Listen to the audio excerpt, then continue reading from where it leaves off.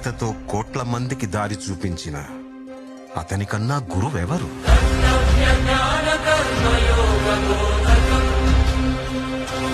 రక్షణ కోసం సముద్రం మధ్యలో ద్వారకా నగరాన్ని కట్టిన అతనికన్నా గొప్ప ఆర్కిటెక్ట్ ఎవరు? వేణుగానంతోనే గోవుల్ని గోపికల్ని కట్టిపడేసే అతన్ని మించిన మ్యూజిషియన్ ఎవరు?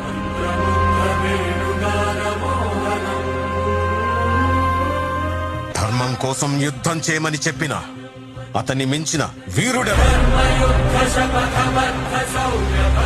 హోమయాగాలతో వర్షం తెప్పించిన అతనికన్నా ప్రకృతిని అర్థం చేసుకున్న క్లైమటాలజిస్ట్ ఎవరు? అన్కంట్రోలబుల్ ఆర్పిఎం తో తిరిగే సుదర్శన చక్రాన్ని కంట్రోల్ చేసే అతనికి మించిన కైనెటిక్ ఇంజనీర్ ఎవరు?